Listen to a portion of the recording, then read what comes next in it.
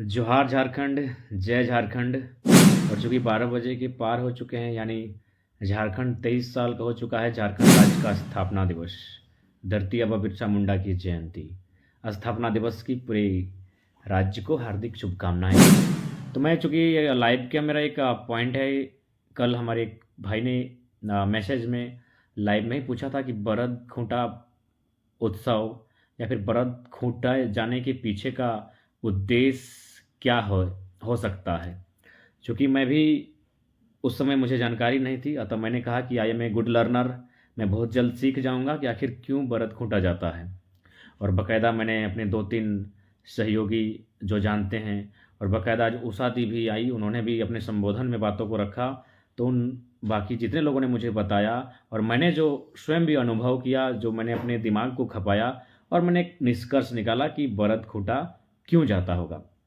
सबसे पहली बात, हमारे पर्व त्यौहार को लेकर आज भी साइंटिफिक रिसर्च की आवश्यकता है कि हमारे जो पूर्वज थे, जो खेती बाड़ी करने वाले, प्रकृति के साथ अपना तालमेल रखने वाले, जिस प्रकार से अपने पर्व त्योहारों का चयन करते थे, समय का, महीने का, तिथि का चयन करते थे, वह कहीं ना कहीं उस समय के हिसाब से सीधे प्रकृति से, नेचर से कनेक्टेड था, और उसका कोई ना कोई आशय होता था, कोई ना कोई अर्थ होता था। हालांकि बहुत सारे पर्व त्यौहार पूरे भारतवर्ष में मनाए जाते हैं, उनके पीछे हो सके बहुत सारे तथ्य होंगे, तर्क होंगे। मैं उतनी चर्चा करने में फिलहाल असमर्थ हूँ, क्योंकि ये भारत देश का विषय है। लेकिन मैं झारखंड के, और विशेषकर छोटानागपुर पठार में कृषि कौम जो कृषि करते हैं, खेती बाड़ी करते हैं, उनके बीच बरद खूंटा यानी बांधना सोहराय जो 5 दिन का होता है, जिसमें गौरैया से लेकर, गोहाल पूजा से लेकर, चौक पुराई से लेकर, बहुत प्रकार के चीज़ें उस दौरान कृषि समुदाय के लोग करते हैं। उसी में एक दिन बरद खूंटा का भी आयोजन होता है।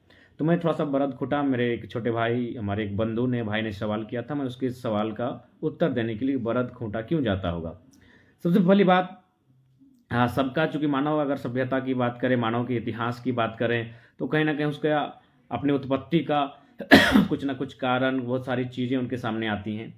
तो अगर मैं बात करूं, चूंकि आज हम कोई अंग्रेजी कैलेंडर को जानता है, ठीक है, राजा आपको जरूर जोड़ेंगे, कोई अंग्रेजी कैलेंडर को जानता है, कोई हिंदुई कैलेंडर को जानता है, कोई हिजरी कैलेंडर को जानता है, विक्रम संवत, शक संवत। तो दुनिया में बहुत प्रकार के कैलेंडर हैं, लेकिन शायद कृषि कैलेंडर होना चाहिए, जिसको, चूंकि कृषि को कभी महत्व नहीं मिला, किसानों को कभी महत्व नहीं मिला, इसीलिए कृषि कैलेंडर की भी चर्चा नहीं है। तो मेरा मानना है, चूंकि हो सके पूरे विश्व में या फिर पूरे देश में मौसम के अनुसार, जलवायु के अनुसार, या फिर सूर्य की गति और उपस्थिति के अनुसार कृषि कैलेंडर में महीने का, 2 महीने का फर्क हो सकता है, लेकिन एक कृषि कैलेंडर भी होना चाहिए, जिसमें कृषक समुदाय अपने पर्व त्योहारों को सेलिब्रेट करते हैं और अपनी कृषि के कार्य करते हैं। तो उसी प्रकार अगर छोटा नागपुर पठार की बात करें, तो यहाँ आखन यात्रा से शुरुआत होता है, जो आपके माघ महीना के स्टार्टिंग में होता है। फिर बहुत सारी प्रक्रियाएं होती हैं, जिसमें रहन आता है, फिर बारी पूजा आता है, और फिर करम जितिया होते हुए, सोहराय बांधना होते हुए, और टूसू तक जाता है। इस प्रकार बहुत सारे पर्व कृषि के नज़रिए से आता है। तो अगर बरद खूंटा की बात कही जाए, तो सबसे पहला बात, कृषि कौम, जो लोग कृषि के माध्यम से जीवन यापन करते हैं, खेती के माध्यम से, उनका एक नेचर और स्वभाव होता है कि वे लोग जिनका सहयोग लेते हैं उनका आभार करते हैं। देखिए, आज अगर धान ज़्यादा हुआ तो अपने धान को सबको अपना थोड़ा थोड़ा हिस्सा देते हैं। तो अब क्या होता है कि चूंकि कृषक समुदाय का जो जीवन होता है वो सबके प्रति आभार का होता है, और कृषक यानी धान की उत्पत्ति, यानी अनाज की उत्पत्ति खेतों के माध्यम से। तो खेतों में उसका सहयोग करने वाला कहीं ना कहीं जो बैल होते हैं, बरद होते हैं, काड़ा होते हैं, इत्यादि उनका सहयोग करते हैं। यानी मवेशियों का उसके खेती के जीवन में बड़ा योगदान होता है, बड़ा नहीं, महत्वपूर्ण योगदान होता है। तो उसी क्रम में, चूंकि पारासनाथ के किनारे मेरा घर है, और यहाँ एक प्रथा प्रचलित थी इसलिए कह रहा हूँ, क्योंकि आज शायद है कि नहीं। यहाँ जब खेती बाड़ी कंप्लीट हो जाता था, खेती बाड़ी कंप्लीट हो जाने का मतलब, जैसे कि हम लोग धान रोपाई कर लेते थे, तो अपने जो मवेशी थे या काड़ा बरद रहे, उनको पारास्टक पहाड़ में छोड़ देते थे, और उनको फिर यही सोहराय बांधना कार्तिक महीने के आसपास उनको खोज के लाते थे, और उनको 7 दिन 5 दिन जो होता है, तेल मखाने का काम किया जाता था, तेल लगाने का काम किया जाता था, उनको चुमाया जाता था। माने एक तरह से उनका आभार कि आपके द्वारा, आपके सहयोग से मेरा सबसे सफल काम यानी किसानी, मेरा सबसे सफल काम यानी कृषि वो संपन्न हुआ। महेश दा हैप्पी दिवाली, दीपावली जोहार दा। तो मेरा सबसे महत्वपूर्ण काम सफल हुआ, क्या? खेती करने का। तो उनको 4 दिन 5 दिन जो भी है तेल लगाया जाता है, चुमाया जाता है, उनको आभार किया जाता है। अब एक सवाल कि तेल लगाने के बाद अगर थोड़ा हम इंसान से कंपेयर करें, बरद को तेल लगाने और इंसान को तेल लगाने से, तो इंसान को अगर हम तेल लगाते हैं तो कहीं ना कहीं उसके शरीर में थोड़ी सी सुस्ती आती है और वह चाहेगा कि हम थोड़ा आराम कर लें। अगर इंसान को तेल लगाया जाए तो कहीं ना कहीं वो चाहेगा कि मैं आराम कर लूं। लेकिन अगर बैल को, जो बरद हैं, उनको अगर तेल लगाने के बाद हम आराम करने छोड़ दें तो कहीं ना कहीं वो सुस्ती हो जाएगा। लेकिन हम उसको क्या करते हैं, तेल लगाने के बाद उसको बरद खूंटा के माध्यम से उसको खिलाते हैं, उसको रिझाते हैं और उसको थोड़ा सा खिसियाते हैं। खिलाते भी हैं, उसके साथ खेलते हैं और उसको रिझाते भी हैं, रिझ भी लगता है। रविंद्र दा चिंता मत कीजिए, भारतीय सरजमी पर है, हम लोग पॉजिटिव हैं, मैच भारत जीतेगी। तो क्या करते हैं, पहले उसको खिलाते हैं, रिझाते हैं और अंत में देखिएगा बरद खूंटा में उसको हम लोग उसको उकसाते हैं। वो बरद को, चाहे जो काड़ा को खूंटा जाता है, उसको उकसाते हैं। क्यों उकसाते हैं ना, उसको इसलिए उकसाते हैं कि एक संदेश है कि हमको फिर इसके जस्ट बाद धान का कटाई करना है। तो धान से जब खेत में बीड़ा को लाया जाएगा तो बीड़ा कौन लाएगा, बरद और काड़ा के सहयोग से लाना है और फिर क्या करना है, माड़ा भी घुमाना है उनके सहयोग से। तो उनको ये रिझाया जाता है और उनको थोड़ा सा खिसियाया जाता है। बरद लोग देखिए खीस चढ़ जाता है बरद खूंटा में, यानी गुस्सा करवाया जाता है जानबूझ के, ताकि जो गुस्सा में जो एनर्जी आए वह सुस्ती में नहीं, और जो उसके पास आक्रामकता आए वह किसान के सहयोग में दिखाए, वह उसकी बैलगाड़ी को, काड़ा गाड़ी को खींचने में दिखाए, वह उसके माड़ा को घूमने में वो आक्रामकता, वो गुस्सा दिखाए। जो गुस्सा वो बरद खूंटा के दरमियान उसके भाव, उसके शरीर में, उसके मस्तिष्क में जो गुस्सा आता है, किसान क्या चाहता है कि वह गुस्सा गाड़ी को खींचने में दिखाए, वह गुस्सा माड़ा को घुमाने में दिखाए।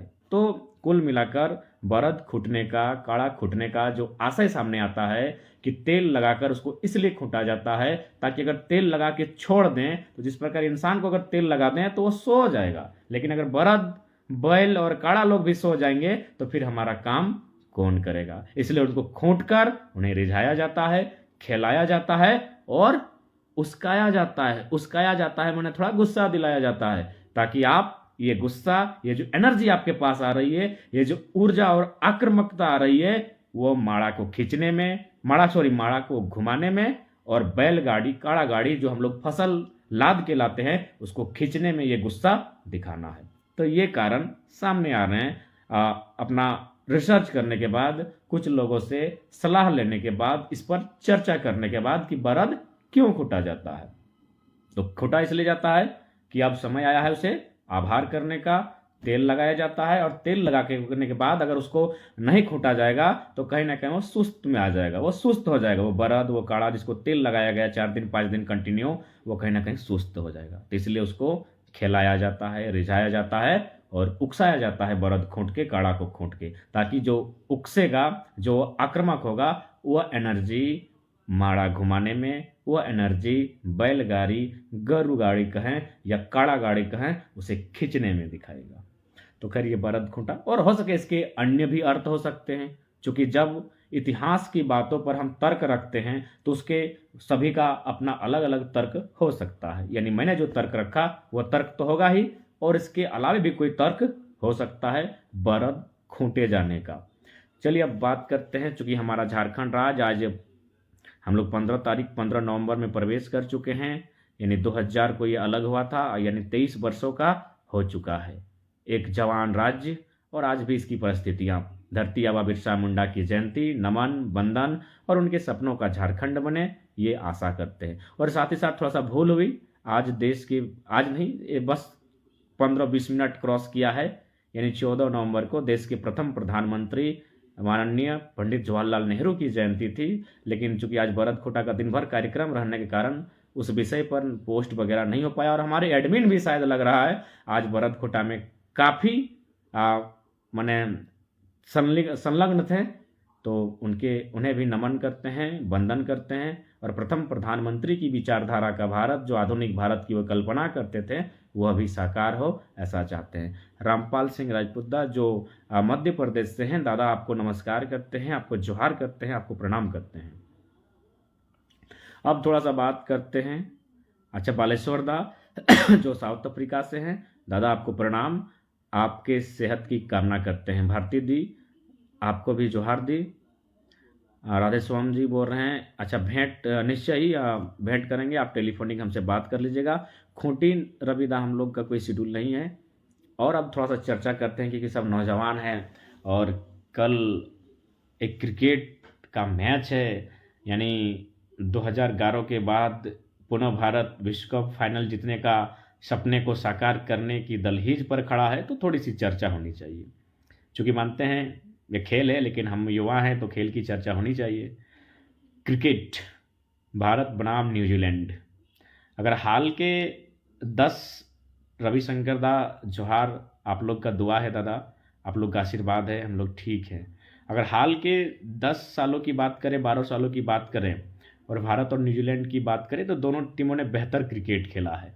अगर 2011, 15, 19 और 23 की बात करें, तो मुझे लगता है चारों मर्तबा भारतीय टीम सेमीफाइनल खेली है, जिसमें 11 में चैंपियन रही है। अगर न्यूजीलैंड की बात करें, तो मुझे लगता है न्यूजीलैंड की टीम भी चारों मर्तबा सेमीफाइनल खेली है, जिसमें वो 2 बार फाइनल तक पहुंची है, 2015 और 2019 में, हालांकि फाइनल जीतने में सफल नहीं रही। हाँ बिल्कुल दीदी, कल का दिन भारत के लिए और झारखंड के लिए भी महत्वपूर्ण है। अच्छा मिथिलेश दा उड़ीसा में है, जोहार। तो 2011 की बात करें तो आपको याद होगा कि भारतीय टीम का सेमीफाइनल में सामना हुआ था पाकिस्तान से, और भारतीय टीम ने पाकिस्तान को हराकर फाइनल प्रवेश किया था। और श्रीलंका की टीम का सामना हुआ था न्यूजीलैंड के साथ, और श्रीलंकन टीम ने न्यूजीलैंड को हराया था। यानी भारतीय उपमहाद्वीप की बात करें या भारतीय पिचों की बात करें, तो न्यूजीलैंड की टीम फाइनल में कभी प्रवेश नहीं की है, सेमीफाइनल तक उन्होंने सफर तय किया है। और जब एशियाई टीम के साथ उनका सामना होता है, तो कहीं ना कहीं वो थोड़ा सा उस टीम के सामने एशियन पिचों पर थोड़ा सा बैकफुट पर आ जाती है। यही अगर ऑस्ट्रेलिया की पिचें होती, इंग्लैंड की पिचें होती, न्यूजीलैंड की पिचें होती, तो शायद न्यूजीलैंड एशियन टीमों की तुलना में बेहतर स्थिति में हो सकता था। अब 2015 की बात करें, वह भली बात ही आप जानते हैं, भारत का सामना ऑस्ट्रेलिया से सेमीफाइनल में हुआ था और ऑस्ट्रेलिया के हाथों भारत की पराजय हुई थी। और न्यूजीलैंड का सामना साउथ अफ्रीका से हुआ था, हालांकि उस समय डकवर्थ लुईस का नियम था, बारिश हो गई थी, नहीं तो मुझे लगता साउथ अफ्रीका एक बहुत बड़ा स्कोर खड़ा करती, क्योंकि एबी डिविलियर्स लगभग 80 के स्कोर पर नॉट आउट थे और 7 ओवर का मैच अभी बाकी था। हालांकि सेकेंड इनिंग में ब्रेंडन मैकुलम ने अच्छी पारी नहीं, बहुत अच्छी पारी खेली, लेकिन उसके बावजूद अफ्रीका मैच में बिल्कुल पकड़ में था। लेकिन कुल मिलाकर कुछ कैच ड्रॉप हुए और फाइनली न्यूजीलैंड की टीम को फाइनल खेलने का अवसर मिला। हालांकि ऑस्ट्रेलिया ने एक तरफा मुकाबले में न्यूजीलैंड को मात देने का काम किया था। 19 की बात तो आपको सभी को याद होगा, एक ऐसा क्रिकेट का मैच जो शायद हम लोग बचपन से जानते हैं कि ओवर थ्रो का मतलब होता है कि वहाँ से बॉल डेड और शरीर में लगना, यानी डेड हो जाना, लेकिन उसमें एक अलग रूल देखने को मिला था। ओवर थ्रो 2 रन के बाद फिर उसे 4 रन दिया गया था, मैच ड्रॉ और सुपर ओवर भी टाई रहा। बिल्कुल दीदी, भारत इतिहास रचेगा ही, इसकी उम्मीद करते हैं। तो कुल मिलाकर 15 में और 19 में न्यूजीलैंड की टीमों को ऑस्ट्रेलिया और इंग्लैंड का पिच मिला, और न्यूजीलैंड के जलवायु के हिसाब से बात करें या न्यूजीलैंड के क्रिकेट के हिसाब से उन्हें ऑस्ट्रेलिया और इंग्लैंड का पिच अच्छा लगता है, तो उन्होंने बेहतर प्रदर्शन किया, दोनों बार वो फाइनल खेली।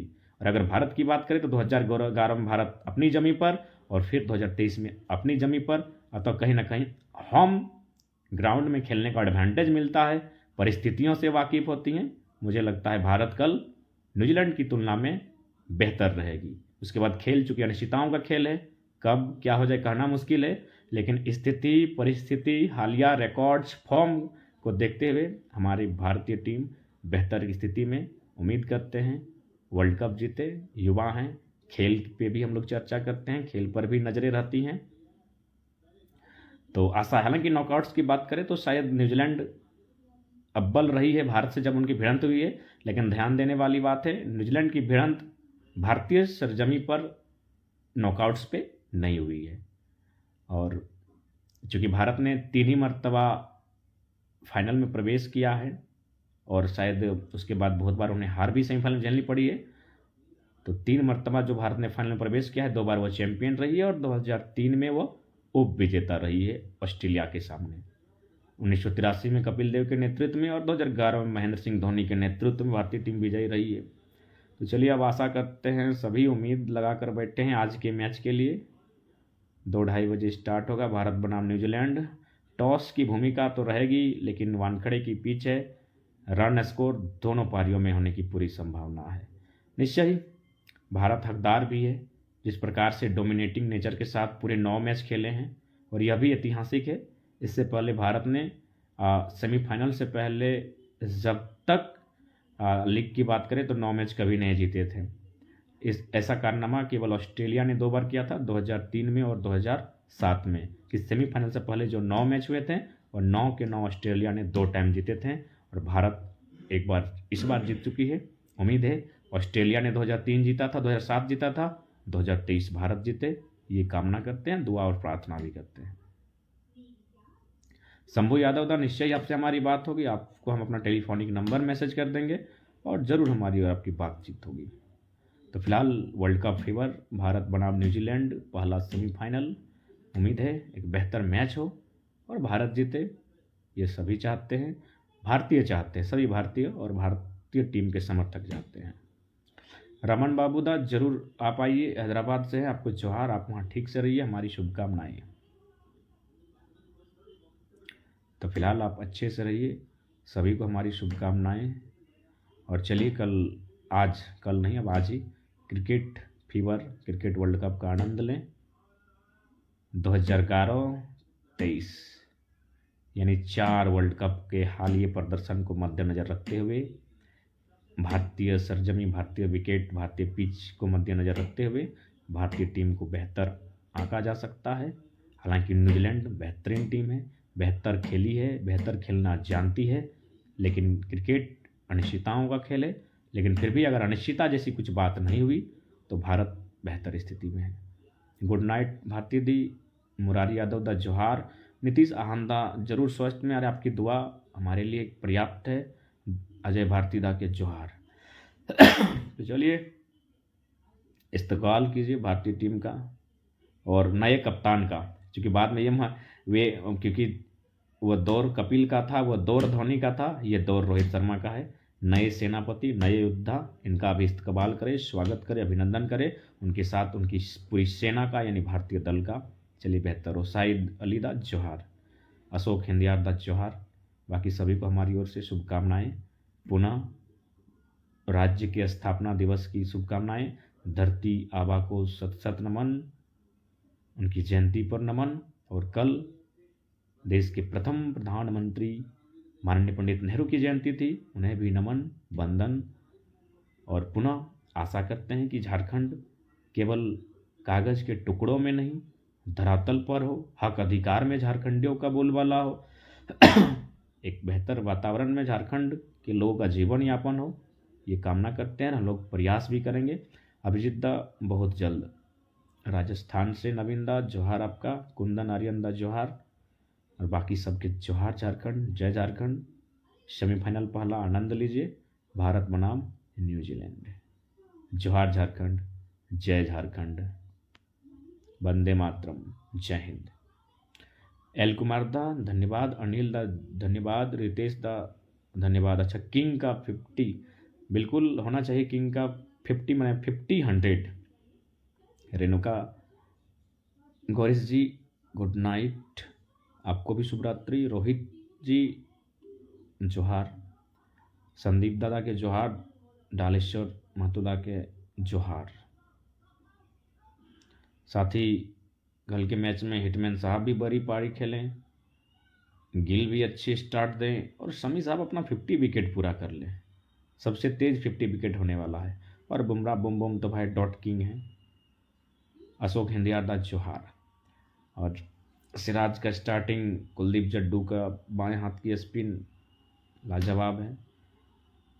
बाकी श्रेयस राहुल के पिछले मैचों में शानदार शतक, हालांकि सूर्या को मौका नहीं मिला, लेकिन जब भी मिलेगा बेहतर होगा। तो कुल मिलाकर चलिए राज्य के स्थापना दिवस की हार्दिक शुभकामनाएं और वर्ल्ड कप के लिए भारतीय टीम को शुभकामनाएं। बिल्कुल बिल्कुल रितेश दा, इस बार विराट साहब को कंधा मिलेगा। नहीं, हमको लगता है उसके बाद भी एक वर्ल्ड कप वो खेल लेंगे, फिट हैं।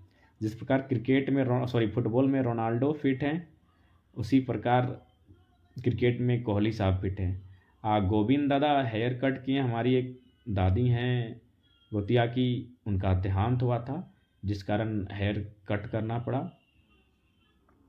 किशोर दादा सऊदी से लाइव देख रहे हैं। किशोर दा बढ़िया से रहिएगा, अपने सेहत का ख्याल रखिएगा, क्योंकि आप लोग देश से बहुत दूर हैं, अपने वतन से, अपने राज्य से, अपने देश से बहुत दूर हैं। आप लोग अच्छा से रहिएगा, हम लोग ये कामना करते हैं। आप अपने सेहत का ख्याल रखिएगा। कि सबको शुभ रात्रि। नागेश्वर दा निश्चय ही कोहली साहब बेहतर क्रिकेटर हैं, लेकिन ऐसा बात नहीं है, बहुत सारे और भी खिलाड़ी हैं जो अच्छा खेल रहे हैं, और सबके सहयोग से ही भारत ट्रॉफी जीतेगी, और ये सभी कामना करते हैं। चाहे कोई भी टीम ट्रॉफी जीते, भारत के अलावा भी अगर कोई टीम ट्रॉफी को जीतती है तो कहीं ना कहीं सब उनके टीम में जितने भी खिलाड़ी हैं सबके सहयोग से ही ये पॉसिबल होगा। तो खैर कोहली साहब हैं बेहतर, लेकिन ऐसा उनके अलावा भी जो टीम के खिलाड़ी हैं वो भी अच्छा कर रहे हैं, उनका सपोर्ट कर रहे हैं। और शर्मा साहब भी 500 के पार खेल रहे हैं, अच्छी बैटिंग कर रहे हैं। बाकी जिनको भी अभिजीत दा घर पहुंच गए, बहुत बहुत धन्यवाद। बिल्कुल मनीष दा, क्या करें, रोजी रोजगार के लिए दूसरे देश प्लान करना पड़ता है, ये जालिम पेट का सवाल है।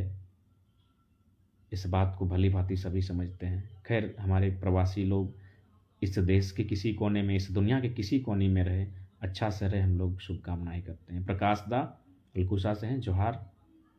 रमन दादा जरूर आपसे मिलेंगे, जोहार झारखंड, जय झारखंड। सानू महतो झारखंडी को लाइक, फॉलो, शेयर, कमेंट करें।